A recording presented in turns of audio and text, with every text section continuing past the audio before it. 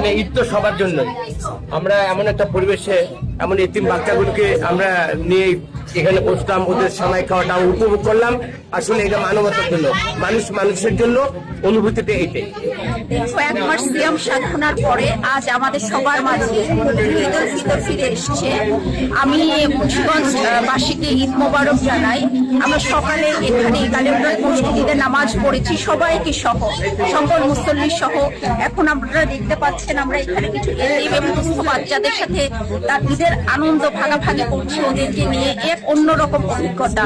আমি জেলা প্রশাসক হিসেবে এখানে যোগদান করে সরকারের উন্নয়নমূলক কর্মকাণ্ডগুলো এগিয়ে নিতে চাই আপনাদের সবাইকে সাথে নিয়ে, এবং আপনাদের সবার সহযোগিতা কামনা করি। এবং এই যে বাচ্চাদের সাথে যে একটা সুন্দর পরিবেশ, এটা আমি আজীবন রাখতে চাই। সবাইকে ঈদ মোবারক। ঈদের দিনে রেডি হয়ে ঈদকে মাঠে যাইতাম, আমার বাবা এইভাবে আমাদের হাতে টাকা দিতেন, নতুন নোট দিতেন। খুব আজকে ফ্যামিলি থেকে অনেক দূরে আছি আমরা, কিন্তু এটা আমাদের একটা পরিবার। এখানে অনেক ছোট ছোট বাচ্চা রয়েছে, অনেক সহকর্মী রয়েছে। এটা খুবই ভালো লাগছে যে সবাই মিলেমিশে আমরা ঈদ করছি এবং খুব আনন্দ উপভোগ করছি।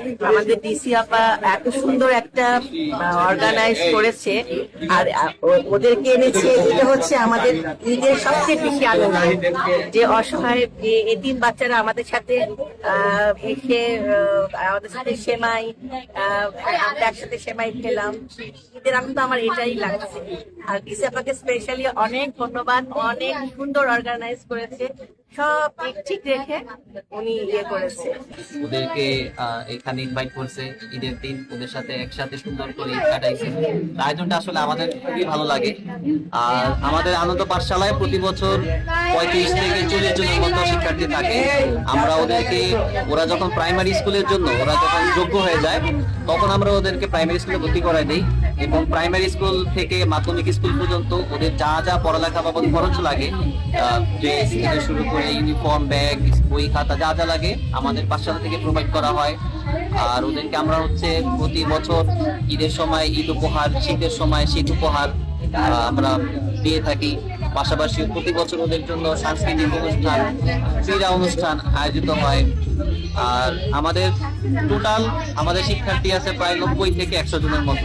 আলহামদুলিল্লাহ, এবারও আসছে, খুবই সুন্দর আয়োজন। আমাদের বাচ্চারা ঈদের দিনে এখানে আসতে পেরে খুবই আনন্দিত, এবং তারা এখানে ডিসি স্যার আছে, এমপি মহোদয়, সবার সাথে তারা কুশল বিনিময় করলো, তাদেরকে সালামিও দিল, তারা অত্যন্ত খুশি।